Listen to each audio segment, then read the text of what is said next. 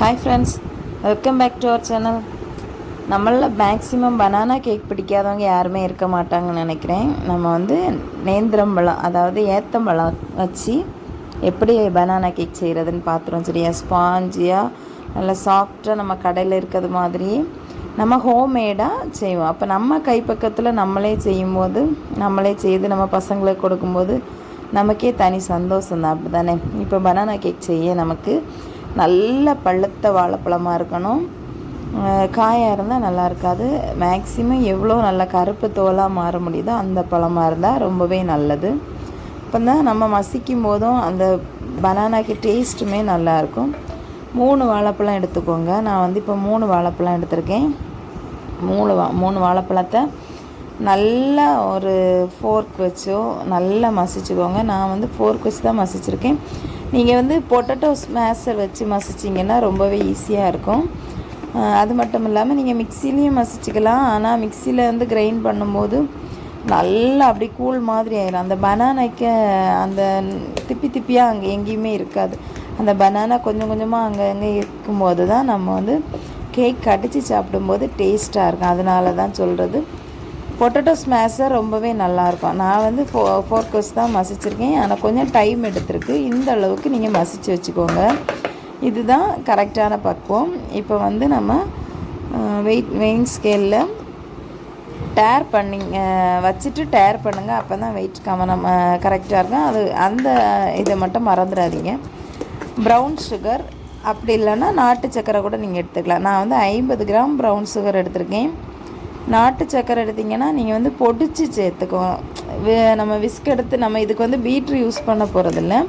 விஸ்கை வச்சு நம்ம மிக்ஸ் பண்ணும்போது நமக்கு ஈஸியாக இருக்கும். அதனால தான் சொல்கிறது. 50 கிராம் நாட்டு சக்கரை. இது வந்து உருக்குன பட்டர் எடுத்திருக்கேன். நான் வந்து எண்ணெய் எடுக்கலை, பட்டர் உருக்குனது எடுத்திருக்கேன். ஒரு 100 ml எடுத்திருக்கேன். 70 ml கூட ஓகே தான். நான் வந்து பட்டர் ஸ்மெல் எனக்கு நல்லா பிடிக்கும், அதனால் 100 ml எடுத்திருக்கேன். அப்புறம் 100 கிராம் ஒயிட் சுகர். அதை வந்து நான் பொடிச்சு இந்த பட்டரில் போட்டிருக்கேன். சரியா, ஒயிட் சுகர் வந்து பொடிச்சு போட்டிங்கன்னா தான் மிக்ஸ் பண்ண ஈஸியாக இருக்கும். அதுக்கு தான் உங்களுக்கு சொல்கிறது. இல்லைன்னா வந்து கொஞ்சம் கூட டைம் எடுக்கும். நம்ம ஏற்கனவே வீக் பாடிகள் தானே, கையெடுத்து ரொம்ப நேரம் விஸ்க வச்சு நம்ம பண்ணும்போது நம்ம அந்த சுகர்லாம் கரைகிறதுக்கு முன்னாகவே போதும் அப்படின்னு ஸ்டாப் பண்ணிடுவோம். அதனால தான் சுகர் வந்து பொடிச்சு சேர்த்துக்கோங்க. அது பிறகு 2 எக் எடுத்துருக்கேன். எக் வந்து நீங்கள் இது மாதிரி எப்போவுமே பண்ணுங்கள். கொஞ்சம் வாஷ் பண்ணிக்கோங்க. தோடு உள்ள விட சான்ஸ் இருக்குது. அதுவும் இல்லாமல் எக்கை வந்து தனியாக ஒரு பவுலில் ஒவ்வொன்றா உடச்சி ஊற்றுறது ரொம்பவே பெஸ்ட்டு. ஏன்னா தோடு விழ வாய்ப்பு இருக்குது. அதுவும் இல்லாமல் முட்டைகள் எப்போவுமே நம்ம நம்ப முடியாது. கடைகளில் ஃப்ரெஷ்ஷாக வாங்கினாலுமே கெட்டு போகிறதுக்கு நிறைய சான்ஸ் இருக்குது. ஒன்றுக்கு கூட ஒன்று ஊற்றி அது வேஸ்ட் ஆகிறத விட நம்ம ஒவ்வொன்றா எடுத்து ஊற்றுறது பெஸ்ட்டு. அப்புறம் வந்து ஒரு 60 ml பால். எல்லாத்தையுமே நீங்கள் ஒரே பவுலில் போட்டே நீங்கள் மிக்ஸ் பண்ணலாம். அந்த பட்டருக்கு கூடவே எல்லாம் போட்டு ப்ரௌன் சுகர், ஒயிட் சுகர், 2 முட்டை. நீங்கள் வந்து இதில் வெண்ணிலா எசன்ஸ் வேணால் நீங்கள் சேர்த்துக்கலாம். நான் வந்து பனானா அந்த ராஸ்மல் அப்படியே வரணும் அப்படிங்கிறதுக்காக நான் வெண்ணிலா எசன்ஸ் சேர்க்கலை. நீங்கள் வந்து வெண்ணிலா எசன்ஸ் வேணால் கண்டிப்பாக சேர்த்துக்கலாம். நல்லா மிக்ஸ் பண்ணுங்கள். நான் வந்து இது ஸ்பீட் பண்ணி காட்டியிருக்கேன்.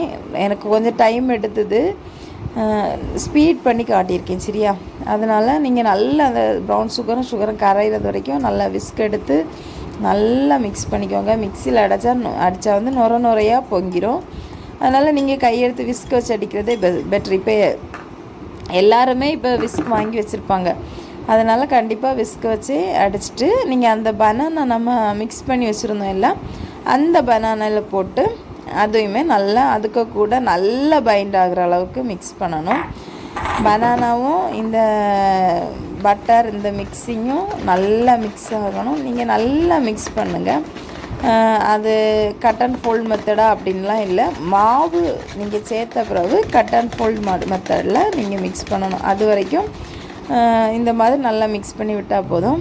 அப்புறம் வந்து 170 கிராம் மைதா மாவு எடுத்திருக்கேன். பாதி மைதா பாதி கோதுமை எடுக்கலாம். ஆனால் நான் வந்து இப்போது ஃபுல்லாகவுமே 170 கிராம் மைதா மாவு எடுத்திருக்கேன். சரியா, ஏன்னா என்னோடய கஸ்டமர் வந்து கோதுமை மாவு வேண்டான்னு சொன்னாங்க.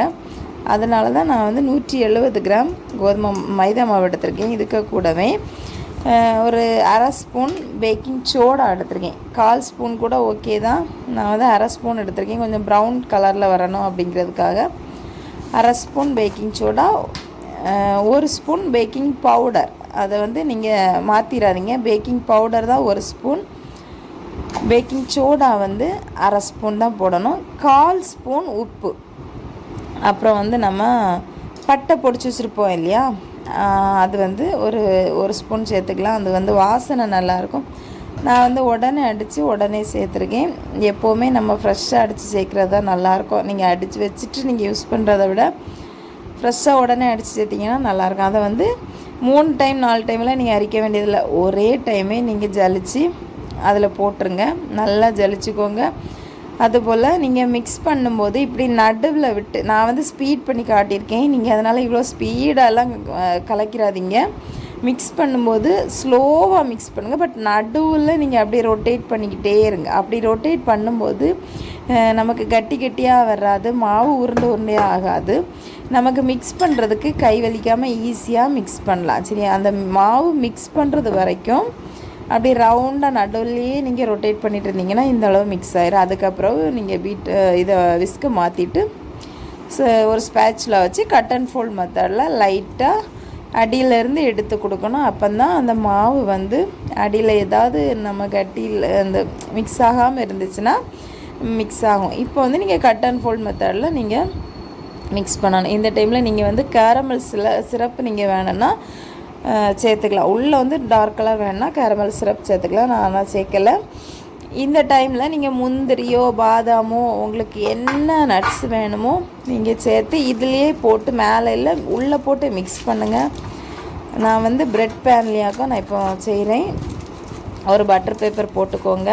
போட்டுட்டு நான் வந்து எனக்கு வந்து 2-3 பேட்சாக செய்ய வேண்டியது. நான் வந்து ஒரு பேட்ச் தான் இப்போ செய்திருக்கேன். ஏன்னா கஸ்டமர் வந்து 3 பீஸ் கேட்டா, 3 பீஸ்னால் குட்டி குட்டி பீஸ் இல்லை, பெரிய ப்ரெட் ஆட்டே 3 கேட்டிருந்தாங்க. நான் இப்போ வந்து ஒரு பேட்ச் தான் செய்திருக்கேன். இது வந்து நட்ஸு போடாதது. சரியா, இன்னொன்று நான் நட்ஸு போட்டு செய்திருந்தேன்.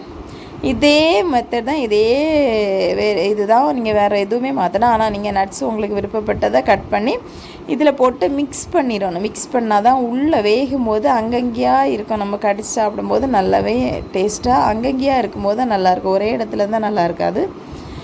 நல்லா மிக்ஸ் பண்ணிவிட்டு அப்புறம் நீங்கள் பேனில் விட்டுட்டு நல்லா தட்டுங்க. ஏன்னா இது வந்து ஸ்டிக் எடுத்து வந்து நம்ம அங்கங்கே இது பண்ணி விட முடியாது. ஸ்டிக் எடுத்து பண்ணினாலும் அந்த ஹோல்லாம் ரிலீஸ் ஆகாது. அதனால் நல்லா தட்டிட்டு நீங்கள் நடுவில் வந்து அந்த ஸ்பேட்சில் வச்சு லைட்டாக இந்த மாதிரி பண்ணி விடுங்க. அப்போ வந்து ரொம்ப பொங்கி வெடிக்காது. நம்ம சும்மா நார்மலாக தட்டி விட்டுட்டு வச்சா வெடிச்சிரும். நடுவில் வந்து லைட்டாக இந்த மாதிரி கிண்டி விட்டிங்கன்னா வெடிக்காது. சரியா, அதனால தான் லைட்டாக நீங்கள் அந்த நடுவில் இருக்க ஸ்பேஸை கொஞ்சம் கிண்டி விட்டுருங்க. அது மட்டும் மறந்துடாதீங்க. இப்போ ஓவனில் வச்சுட்டு 175 டிகிரியில் டாப் அண்ட் பாட்டன் ராடில் நான் வந்து 50 மினிட்ஸ் வச்சுருக்கேன். நமக்கு அதுக்கு முன்னே வெந்துட்டுனா நமக்கு தெரியும். நான் வந்து இதில் வந்து 2 கப் கேக்கு கூட வச்சுருந்தேன். அதை வந்து நான் நேரமே எடுக்க மறந்துட்டேன். 50 மினிட்ஸ் கண்டிப்பாக வைங்க. அப்போ தான் அதில் வந்து நமக்கு தெரியும். நான் ஓவனில் வச்சுருக்கேன், பார்த்தீங்கன்னா தெரியும். எனக்கு வந்து ஒரு 10 மினிட்ஸ்லேயே இந்த அளவு பொங்கி வந்துடுச்சு. ஆனால் உள்ளே வேகிறதுக்கு டைம் ஆகும். இப்போ வந்து 50 மினிட்ஸில் எனக்கு 45 மினிட்ஸில் வெந்துடுச்சு. அதுதான் இது. நல்லாவே சாஃப்டாக நல்லா சூப்பராக வந்துருந்துச்சு ஃப்ரெண்ட்ஸ். நான் ரொம்ப அப்படி கிராக் அதிகம் இல்லவும் இல்லை. ஏன்னா நம்ம சென்டரில் அந்த ஸ்பேட்சில் வச்சு கிண்டி விட்டதுனால கிராக் பெருசாக வரலை, பொங்கி பெருசாக வரலை. இந்த அளவு இருந்தால் தான் நமக்கு ஸ்லைஸ் போடும்போது நல்லாயிருக்கும். இப்போ வந்து சூடோடி நார்மல் சூடு தான். அது வந்து நான்ஸ்டிக் பேன் ஆனதுனால நமக்கு ஒட்டாமலே வந்துடும். அந்த பட்டர் பேப்பர் வந்து லைட்டாக சூடு இருக்கும்போதே, ரொம்ப ஆற விட்டுறாதீங்க. லைட்டாக சூடு இருக்கும்போதே பட்டர் பேப்பரை ரிமூவ் பண்ணிடுங்க. பார்த்தீங்கன்னா தெரியும், நல்லா ஸ்பாஞ்சியாக இருந்துச்சு. கப் கேக்கை பார்த்தீங்கன்னா தெரியும். இது வந்து நான் சும்மா டெஸ்ட்டுக்காக பண்ணது தான். அதனால தான் அது வந்து நான் உங்களுக்கு எடுத்து நல்லா ஸ்பாஞ்ச் பண்ணி காட்டியிருக்கேன். இதே ரேசியோவில் நீங்கள் செய்தீங்கன்னா கண்டிப்பாக நல்லா டேஸ்டியாக நல்லா ஸ்பாஞ்சியாக வரும். இப்போ நான் கட் பண்ணி காட்டுறேன் பாருங்கள். உண்மையிலே ஃப்ரெண்ட்ஸ் சூப்பராக இருந்துச்சு. நான் கட் பண்ணும்போது எனக்கு அவ்வளோ சாஃப்டாக ஸ்மூத்தாக போச்சுது. நல்லா ஆற விட்டு தான் நான் கட் பண்ணேன். நான் வந்து நைட்டே செய்துட்டேன். ஆனால் நான் கட் பண்ணது என்னவோ மார்னிங் தான் கட் பண்ணேன். எடுத்து நல்லா கூல் ஆற விட்டுட்டேன். நல்லா சாஃப்டாக வந்துருந்துச்சு. பார்த்திங்களா, நம்ம அதை எடுக்கும் போதே தெரியும். பார்த்திங்கன்னா நல்லா ஸ்பாஞ்சியாக நல்லா சாஃப்டாக இருக்குது. நீங்களும் இதே மாதிரி செய்யுங்க. இதே ரேஷியோ எந்த இதுவுமே மாற்ற வேண்டாம். இதே அளவில் செய்யுங்க. ஆனால் நீங்கள் பட்டருக்கு பதிலாக அதே 100 ml வந்து 100 ml இல்லைன்னா 70 ml ஆயில் நீங்கள் விட்டுக்கலாம். உங்களுக்கு பட்டர் ஸ்மெல் பிடிக்காதுன்னா நீங்கள் ஆயில் விட்டுக்கலாம். அப்போ இதே ஸ்பாஞ்சி இதே சாஃப்டாக வரும். நீங்களும் இது போல் உங்கள் பசங்களுக்கு செய்து கொடுங்க. இது வந்து நான் செய்து முடித்த பேட்ச் மொத்தமே அந்த கஸ்டமருக்காக செய்தது தான். பார்த்திங்களா, கப் கேக் பார்த்திங்களா எவ்வளோ சாஃப்டாக இருக்குது. நீங்களும் செய்து டேஸ்ட் பார்த்துட்டு கமெண்ட் போடுங்க. இதில் வந்து நான் செய்த அந்த ஒரு பேட்ச் தான் நான் நட்ஸ் போடலை. அதுக்கப்புறம் 2 பேட்ச் செய்திருந்தேன். அது ரெண்டுமே நான் நட்ஸு போட்டு தான் செய்திருந்தேன். கேஷ்யூ நட் மட்டும்தான் போட்டிருந்தேன், வேறு எதுவுமே போடல. கப் கேக் பிடிச்சிருந்தா சப்ஸ்கிரைப் பண்ணி சப்போர்ட் பண்ணுங்கள். தேங்க்யூ.